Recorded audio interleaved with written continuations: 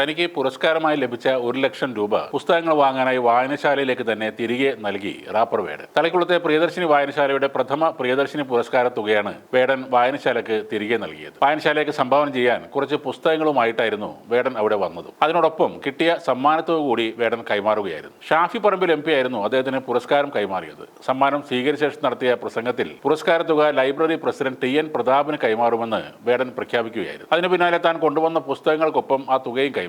ശേഷം 3 റാപ്പ് ഗാനങ്ങളും പാടി. സിനിമയ്ക്ക് ഇഷ്ടപ്പെട്ട ഒരു പേരിട്ടതിന്റെ പേരിൽ ആ സിനിമ പുറത്തിറക്കാൻ തന്നെ പ്രയാസപ്പെട്ടുകൊണ്ടിരിക്കുന്ന ഈ കാലത്ത് വരികളുടെ ഉടമയെ ജാതി ഭീകരതയുടെ വക്താവായി മുദ്രകുത്താൻ ഫാസിസ്റ്റ് ലോകം ശ്രമിച്ചുകൊണ്ടിരിക്കുന്ന ഈ കാലത്ത് അവിടെ എഴുന്നേറ്റ് നിന്ന് എനിക്ക് അതിന്റെ ഒന്നും ഭയമില്ലെന്ന് പറയുകയാണ് വേടൻ. എനിക്ക് ഒന്നിനെയും പേടിയില്ലെന്ന് പറഞ്ഞുകൊണ്ട് തന്റെ വരികളിലൂടെ രാഷ്ട്രീയം പറയുന്ന ചെറുപ്പക്കാരനാണ് വേടൻ. എന്റെ ഉള്ളാണ് ഞാൻ പറയുന്നത്, ഞാൻ കാണുന്നതാണ് ഞാൻ പറയുന്നത് എന്ന് പറയാൻ ആർജവം കാണിക്കുന്ന ഒരു വ്യക്തിയാണ് വേടൻ. കാന്തം പോലെ ജനങ്ങളെ ആകർഷിക്കാൻ കഴിവുള്ള വ്യക്തിയാണ് അദ്ദേഹമെന്നും ഷാഫി പറമ്പിൽ എടുത്തു പറഞ്ഞു. അവാർഡ് ഏറ്റുവാങ്ങിയ ശേഷം വേടൻ പറഞ്ഞത്, അവാർഡുകൾക്ക് ഞാൻ അർഹനാണോ എന്ന് എനിക്ക് സംശയമുണ്ട് എന്നാണ്. എനിക്ക് സമ്മാനമായി നൽകിയ 1,00,000 രൂപ ലൈബ്രറിയിൽ പുസ്തകങ്ങൾ വാങ്ങാൻ ഉപയോഗിക്കണം എന്നുമാണ്. നവീകരിച്ച വായനശാലയുടെ ഉദ്ഘാടനവും അവിടെ നടക്കുകയുണ്ടായി. TN പ്രതാപൻ സംഘടിപ്പിച്ച ഈ ചടങ്ങിൽ വിവിധ രാഷ്ട്രീയ കക്ഷികളുടെ നേതാക്കളും മറ്റുള്ള പൊതുപ്രവർത്തകരും എത്തിയിരുന്നു. ഒരു സർപ്രൈസ് പോലെ പ്രതാപന്റെ പിറന്നാൾ കേക്കും ആ വേദിയിൽ വെച്ച് മുറിച്ചിരുന്നു. 1 മണിക്കൂർ കൊണ്ട് ഞാൻ 1,00,000 ഉണ്ടാക്കുമെന്നൊക്കെ ബിഗ് ബോസിൽ ജയിച്ച അഖിൽമാരാർ വീമ്പിളക്കുന്നത് കഴിഞ്ഞ ദിവസം കണ്ടിരുന്നു. 1,00,000-ഓ 10,00,000-ഓ നിങ്ങൾ ഉണ്ടാക്കിയിട്ട് അത് വീട്ടിൽ കൊണ്ടുപോയി വെച്ചാൽ ഇവിടെ ഒന്നും സംഭവിക്കില്ല.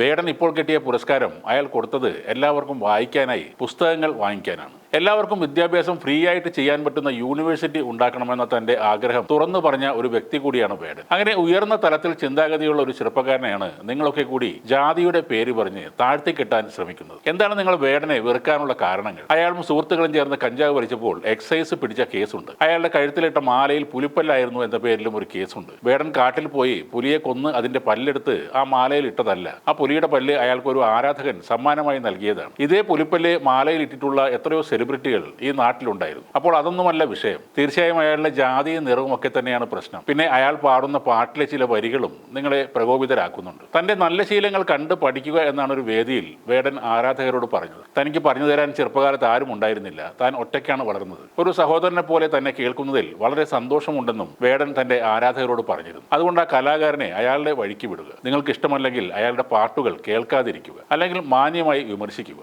വേടൻ എന്ന പേരിനോട് നിങ്ങൾക്ക് പുച്ഛമാണെങ്കിൽ നിങ്ങൾ തലയിലേറ്റി ആരാധിക്കുന്ന, പുണ്യമാണെന്ന് കരുതുന്ന രാമായണം എഴുതിയത് ആരാണെന്ന് നോക്കുക. അത് എഴുതിയ വാൽമീകി ഒരു വേടനായിരുന്നു. ആ വേടനെ പുണ്യാത്മാവായി കാണുന്നവർക്കാണ് ഈ വേടന്റെ പേര് കേൾക്കുമ്പോൾ കൂടുതൽ ചൊറിച്ചിലുണ്ടാകുന്നത്. സവർണ സെലിബ്രിറ്റികൾ അല്ലെങ്കിൽ സംഘപരിവാരങ്ങൾ അവരൊക്കെ എത്ര ചവിട്ടി അരക്കാൻ നോക്കിയാലും വേടന്റെ തട്ട് എപ്പോഴും താഴ്ന്നു തന്നെ കിടക്കും. അയാളുടെ തല ഉയർന്നു തന്നെ നിൽക്കും. അയാളുടെ കൂടെ നിൽക്കാനും ഈ സമൂഹത്തിൽ ആളുകളുണ്ടാവും. അവരുടെ എണ്ണം നാൾക്കുനാൾ കൂടി വരികയും ചെയ്യും.